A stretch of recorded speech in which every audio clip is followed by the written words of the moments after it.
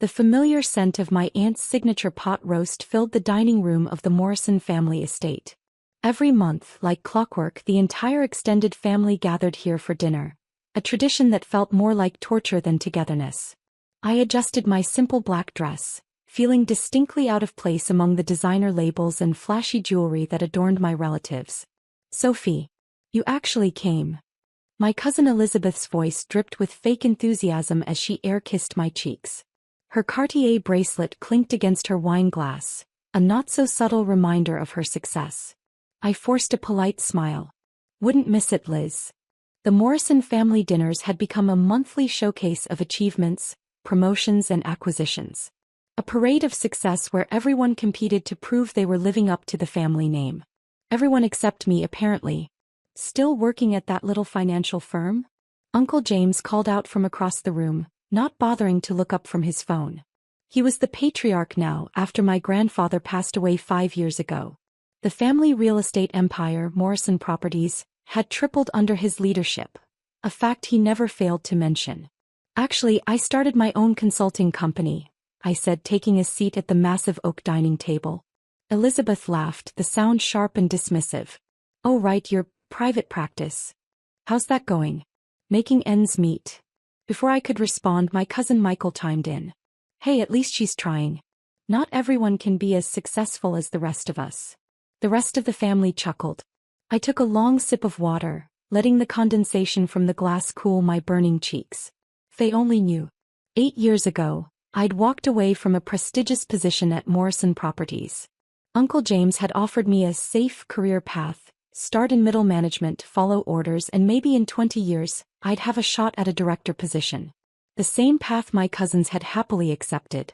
"You're making a huge mistake," Uncle James had warned when I resigned. "Nobody leaves Morrison Properties. This family built an empire by sticking together." But I'd seen how they built that empire. Aggressive acquisitions, predatory lending practices, forcing small businesses out of their properties.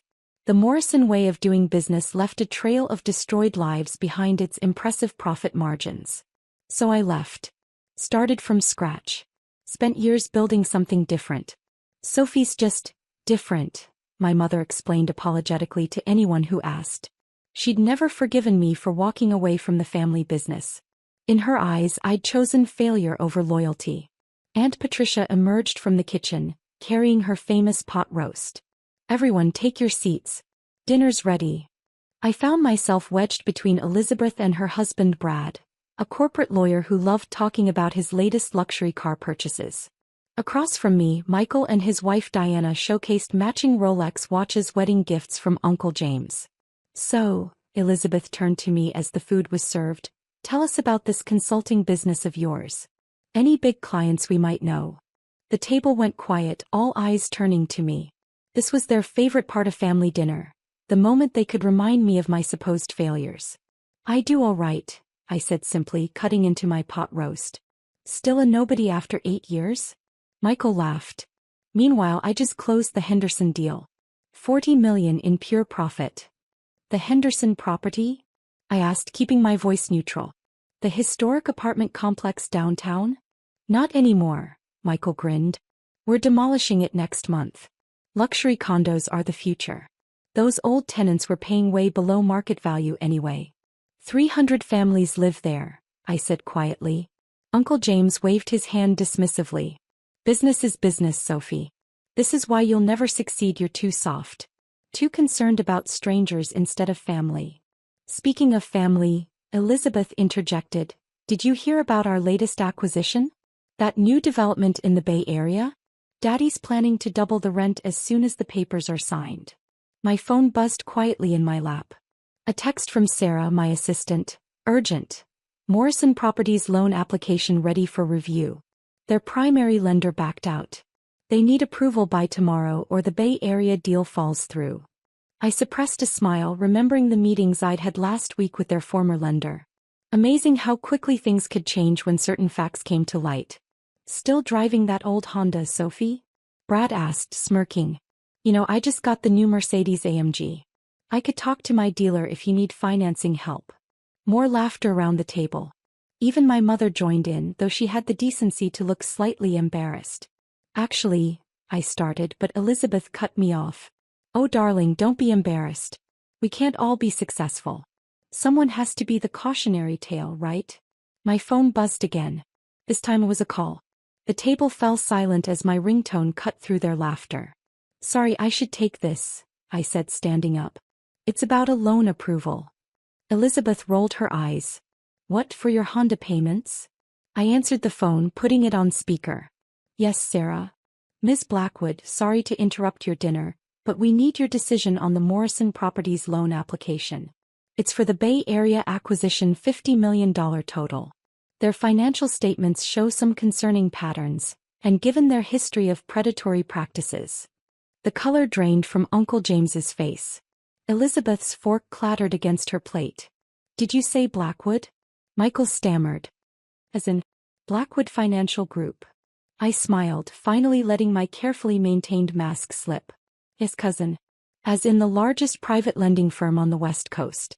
The one that just bought out your primary lender. The one that now holds the majority of Morrison Properties debt. The silence that fell over the dining room was deafening. That's impossible, Uncle James whispered. Blackwood is run by S.J. Blackwood. I've been trying to get a meeting with them for months. S.A. Blackwood, I said quietly. Sophie Jane Blackwood. The nobody you've been mocking for 8 years. Elizabeth's perfect makeup couldn't hide her shock. Michael looked like he might faint. My mother's hand trembled as she reached for her wine glass. But this wasn't just about revenge. This was about justice. About finally having the power to change how the Morrison family did business. Sarah, I spoke into the phone, my voice clear and confident. Hold the loan approval for now. I think it's time I had a proper meeting with Morrison Properties Management. After all, family should stick together, right? I ended the call and looked around the table at my stunned relatives. 8 years of dismissal, mockery, and condescension had led to this moment. But I wasn't done yet. Not even close.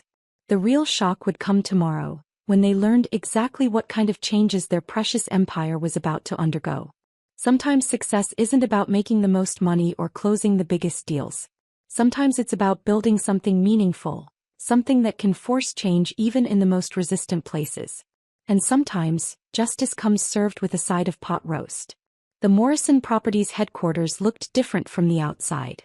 8 years ago I'd walked out of these glass doors, vowing never to return. Now I stood in the marble lobby as owner of the company that held their fate in its hands. Miss Blackwood, the receptionist greeted me with a nervous smile. News travels fast in the business world, and yesterday's family dinner revelation had already made the rounds. Mr. Morrison and the board are waiting for you. I straightened my blazer and headed for the elevator. Sarah walking beside me with an iPad full of documents that would change everything. Their financial records are worse than we thought, Sarah murmured as we ascended. They've been hiding losses, manipulating tenant contracts, and there's evidence of systematic harassment of low-income residents. Just like old times, I replied, remembering why I'd left in the first place. The boardroom doors opened to reveal a very different scene from our monthly family dinners. Uncle James sat at the head of the table, his usual confidence replaced by barely concealed panic. Elizabeth and Michael flanked him, both looking like they hadn't slept. Various board members filled the remaining seats, their expressions ranging from curious to hostile. Sophie, Uncle James stood, forcing a smile. Or should I say Ms. Blackwood? Quite a surprise you gave us last night. Let's skip the pleasantries, I said, taking a seat. We're here to discuss the future of Morrison Properties. Now see here, Michael started, but I cut him off. No, you see here, cousin. Your company is in trouble. Deep trouble. Your primary lender didn't just randomly decide to sell your debt to Blackwood Financial. They sold because we showed them evidence of your predatory practices, your hidden losses, and your systematic violation of housing laws. Elizabeth's perfectly manicured hands clenched into fists. You've been spying on us? I've been watching, I corrected. Watching as you forced families out of their homes. Watching as you violated housing codes and safety regulations. Watching as you built this empire on the backs of people who couldn't fight back. That's business, Uncle James snapped. The Morrison way of doing business. Not anymore. I nodded to Sarah, who distributed folders to everyone present. Inside you'll find 2 documents. The first is a complete audit of Morrison Properties' illegal practices. If this reaches the housing authority, you'll face criminal charges. The room erupted in nervous whispers as the board members flipped through the damning evidence. The second document, I continued, is a restructuring proposal. Blackwood Financial is prepared to refinance your entire debt portfolio, but with conditions. Uncle James's face reddened. Conditions? We don't need your charity, Sophie. We can find other lenders. Can you? I smiled. Your company's real financial state is about to become very public. Those luxury developments you're so proud of? Built with substandard materials to cut costs. Those voluntary relocations? Actually forced evictions of protected tenants. No lender will touch you once this comes out. You wouldn't, Elizabeth whispered. We're family. Family. I laughed. Was it family when you mocked my career choices? When you dismissed my concerns about ethical business practices? When you celebrated throwing people out of their homes? I stood up, walking to the front of the room. But this isn't about revenge. It's about change. Real change. What do you want? Uncle James asked, his voice heavy with defeat. Morrison Properties will establish a tenant protection program. All current residents will be offered fair long-term leases. The Henderson Complex? It stays as affordable housing, fully renovated to meet safety codes. That's ridiculous. Michael exploded. We'll lose millions. You'll lose everything if you don't agree, I replied calmly. But if you do, Blackwood Financial will provide favorable refinancing terms. We'll even partner on new developments, ethical ones that benefit communities instead of destroying them. A board member spoke up. Mr. Morrison, we should consider this. The company's reputation. This is blackmail, Elizabeth hissed. No, cousin. This is consequence. I turned to the board members. You have 24 hours to decide. Choose carefully. As I turned to leave, Uncle James called out. Why are you doing this, Sophie?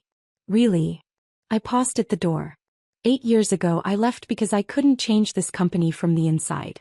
Now I can force that change from the outside. The question is, will you change with it or go down fighting? The next 24 hours transformed Morrison Properties. The board voted overwhelmingly to accept my terms, overriding Uncle James's objections.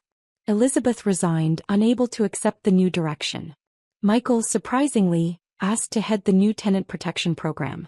I have kids now, he admitted during a private meeting. I don't want them growing up thinking success means hurting people. The Henderson Complex residents received new fair-rate leases. The Bay Area development was redesigned to include affordable housing units. Morrison Properties stock actually rose when we announced the ethical restructuring. Turns out, doing good can be good business. My mother called a week later. I never understood why you left, she said quietly.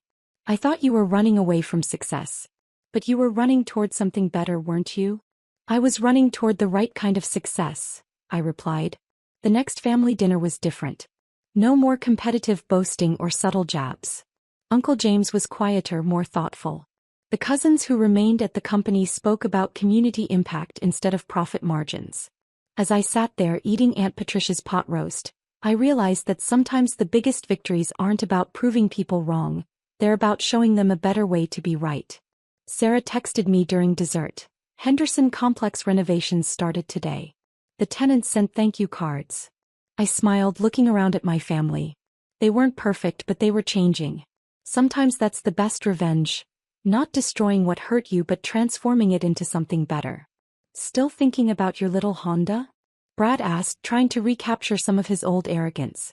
Actually, I replied, I'm thinking about the new community center we're building in the Henderson Complex. Would anyone like to help plan the opening ceremony? To my surprise, hands went up around the table. Change, when it finally comes, can be contagious. 1 year later, I stood on a podium outside the renovated Henderson Complex. Beside me, Uncle James prepared to cut the ribbon on the new community center. The residents who'd once feared Morrison Properties now filled the crowd, cheering.